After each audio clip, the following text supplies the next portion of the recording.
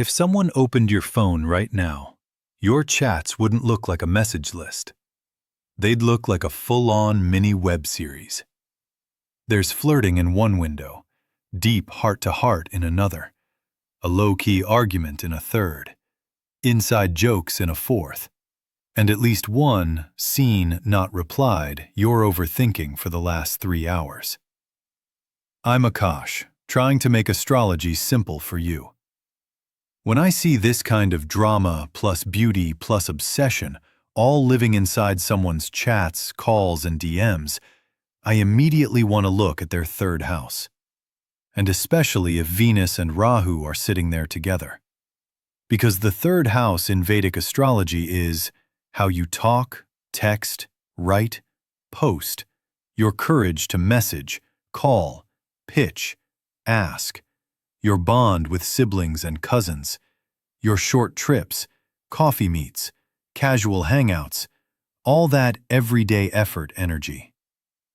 Now put Venus in there. Venus is charm, love, romance, attraction, sweetness, beauty in words, design, style, the need to feel liked and appreciated. So with Venus in the third, your communication is rarely dry.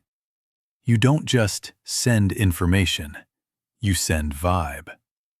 You're the person who adds the perfect emoji, knows how to make a compliment land, writes captions that feel soft, romantic, or aesthetic, can fight and still sound cute if you want to. Now add Rahu to this same third house. Rahu is obsession, craving, more. Fascination with screens, media, trends, validation. Venus plus Rahu together in the third is like, let's make communication addictive, glamorous, dramatic, and slightly out of control. So a normal day might go like this. You wake up, and before you even stand up, your thumb is already on Instagram, WhatsApp, maybe a dating app. You're not just checking messages, you're scanning. Who reacted to my story? Who replied how? Why did they see and not reply? Why did this person send this emoji? One notification can change your mood for the next 2 hours.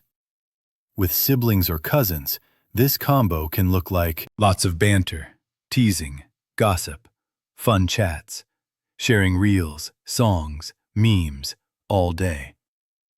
Sometimes small jealousy, comparison, ego around who's more liked, stylish, successful. You might fight with them, but you also probably share your love life updates with them more than anyone else. In your friend circle, you're often the social glue, the one who suggests, let's meet here, the ambiance is nice. The one who knows cafes, lounges, pretty spots for photos. The one who can talk to almost anyone and make them feel comfortable. But Rahu's presence means this can quickly turn into too many chats at once, late-night messaging spirals, difficulty staying away from your phone, constantly checking, typing, online, last seen. And somewhere inside, you know it. There's that moment you put the phone down and think, why am I talking to so many people? Who actually matters here? And why do I care so much about what that one person replied? That's Venus Rahu in the third talking. You may notice this combo in your love style too. You might not be the grand romantic gesture type in person, but over text, the flirting, the late-night deep conversations, the playlist sharing, the send me a pic of your sky right now type stuff. That's where you shine. You know how to build connection through words, images, little symbols. You can make simple, how was your day, feel like someone actually cares. Rahu, though, pushes this further.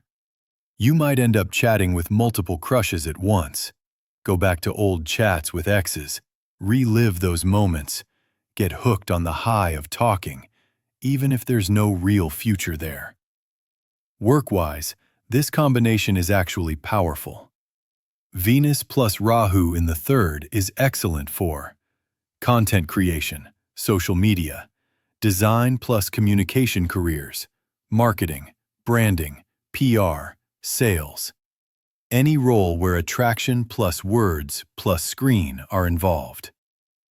You might be naturally good at writing pitches that feel irresistible, designing posts or campaigns that get attention, speaking in a way that feels charming, fun, magnetic.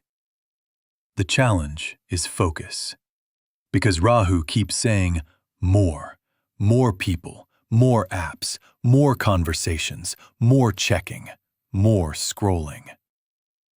If I have Venus and Rahu in my third house, my job is not to shut down this energy. It's to aim it.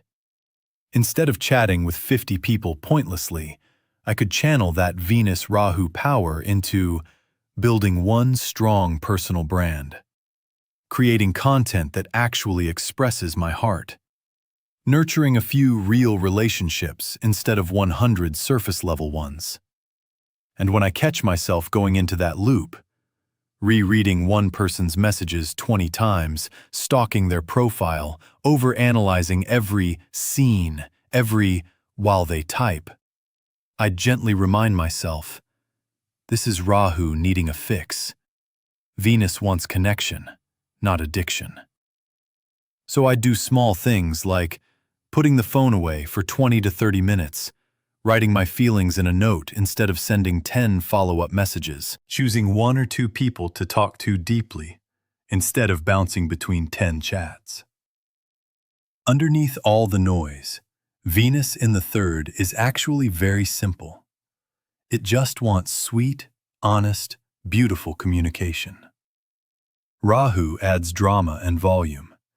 You don't have to kill the drama. You just don't let it run your entire nervous system.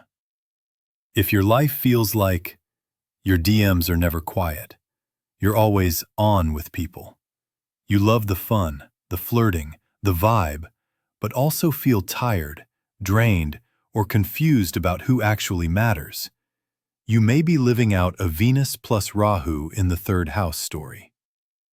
You're not too much. You're wired to make words, screens, and short connections feel alive. Once you choose where to pour that energy, you become the person whose voice, messages, and presence people genuinely remember.